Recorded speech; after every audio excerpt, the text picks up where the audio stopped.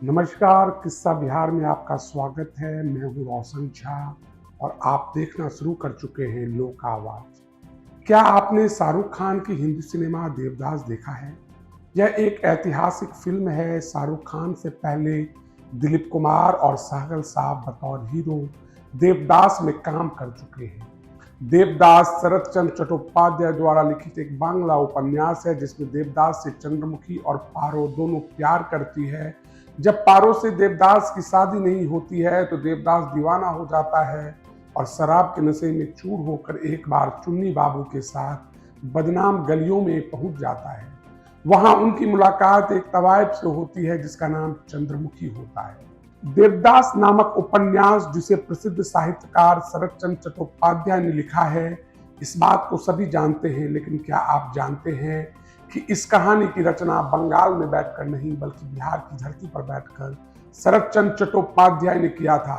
देवदास और बिहार का बहुत पुराना नाता है। बिहार के मिथिला क्षेत्र में भागलपुर नामक एक जिला हुआ करता था जो आज भी है। हालांकि आज के लोग इसे अंग प्रदेश मानते हैं।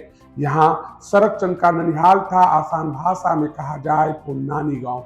यहाँ उन्होंने अपने जीवन के शुरुआती 25 वर्ष गुजारे। यहाँ उनकी पढ़ाई लिखाई हुई और यहीं से उनका साहित्यिक सफर शुरू हुआ। शरत के अंतर्मन में बिहार का भागलपुर किस हद तक समाया हुआ है उसे उनकी देवदास, सूर्यकांत, चरित्रहीन, बड़ी दीदी, सरीखी, कालजी कृतियों को पढ़कर समझा जा सकता है, जिसमें न सिर्फ यहाँ के परिवेश वरन यहाँ के कई पात्र भी समाहित हैं।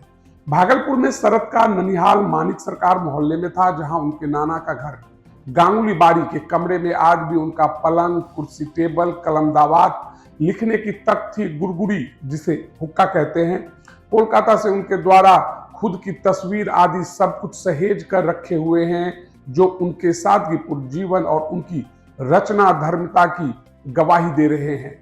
आज भी उनके ननिहाल के निकट गंगा बहती है, जिसके घाट उसके किनारे पर बिखरे चांदी से चमकते बालू के रेत और दियरा, आसपास के बाग बगीचे और बागान तथा मानिक सरकार मोहल्ले की टेढ़ी मेढ़ी गलियां, दुर्गाचरण एमई स्कूल और टीएनजे कॉलेजिएट स्कूल, जहां शरत के अपने बंधुओं के साथ किए गए बचपन की शरारत के किस्से दफन हैं।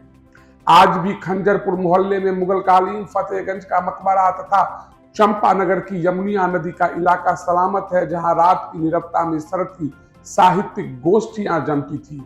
यहाँ के आदमपुर की तंग गलियों में बेफिक्रे से घूमते हुए श्रीकांत मिल जाएंगे आपको, तो बूढ़ानाथ चौक पर ढहे हुए कोठे के मलबों से देवदास की चंद्रमुखी की पायलों की सिसकियां सुनाई देगी। शहर भागलपुर आज भी जाने अनजाने शरत की यादों को सहेज समेट कर रखे हुए है। भारतीय साहित्य के क्षितिज पर शरत सबसे अधिक लोकप्रिय, सर्वकालिक तथा सबसे अधिक अनुदित लेखक हैं। शरत अकेले ऐसे साहित्यकार हैं जो बांग्ला के लेखक होते हुए भी भाषाओं की सीमा को लांघकर अखिल भारतीय हो गए। उन्हें बंगाल में जितनी लोकप्रियता मिली उतनी ही ख्याति हिंदी साहित्य, गुजराती, मलयालम एवं अन्य भाषाओं में मिली। शरत का जन्म पश्चिम बंगाल के हुगली जिले के एक छोटे से गांव देवनंदपुर में 15 सितंबर सन 1876 में हुआ था। 5 वर्ष की उम्र में देवनंदपुर के प्यारे पंडित की पाठशाला में उनको दाखिला कराया गया। पिता मोतीलाल के बेफिक्र स्वभाव और किसी भी नौकरी में अधिक दिनों तक न टिक पाने की प्रवृत्ति के कारण परिवार दिनों दिन गरीबी के गर्त में गिरता चला गया। नतीजा यह हुआ कि मोतीलाल को देवानंदपुर छोड़कर अपने परिवार के साथ भागलपुर अपने ससुराल आना पड़ा। उनके ससुर अर्थात शरत के नाना केदारनाथ गांगुली एक आदमपुर के मानिक सरकार मोहल्ले में अपना मकान था। उनकी गिनती खाते पीते संभ्रांत बंगाली परिवारों में होती थी। बंगाल के निकट स्थिति होने के कारण उन दिनों भागलपुर बंगालियों का गढ़ माना जाता था। शरत की तरह सिने स्टार अशोक कुमार और किशोर कुमार का भी यहाँ ननिहाल था। तो देश की पहली महिला ग्रेजुएट और पहली लेडी डॉक्टर कादम्बिनी गांगुली देश में मुस्लिम बालिकाओं के लिए पहला गर्ल्स स्कूल खोलने वाले बेगम रुकैया सखावत हुसैन महिषी अरविंद के पिता केडी घोष सरी की हस्तियां भी यहीं के थे। सन 1883 में शरत का दाखिला भागलपुर के दुर्गाचरण एमई स्कूल के छात्रवृत्ति क्लास में कराया गया।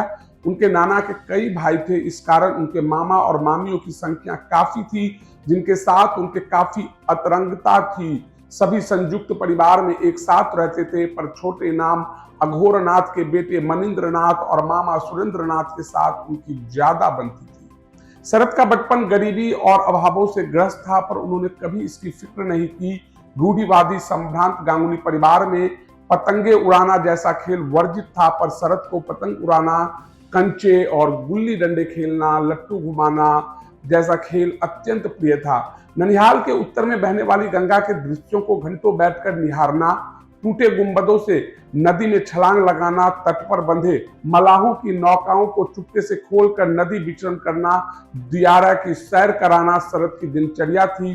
पास के बाग बगीचे से फल चुराना और फूल पत्तियां इकट्ठा करना, सपेरे द्वारा जड़ी सुंघाकर सांप भगाने का तमाशा देखना आदि उनके बचपन के सगल थे।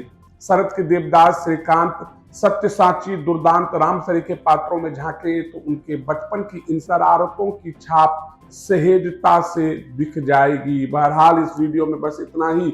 अगर आप हमारा यह वीडियो YouTube पर देख रहे हैं तो हमें सब्सक्राइब करें। अगर आप हमारा यह वीडियो Facebook पर देख रहे हैं तो हमारे पेज को लाइक करें। एक बात और, कमेंट करके हमें जरूर बताएं कि आपको हमारा यह वीडियो कैसा लगा। धन्यवाद।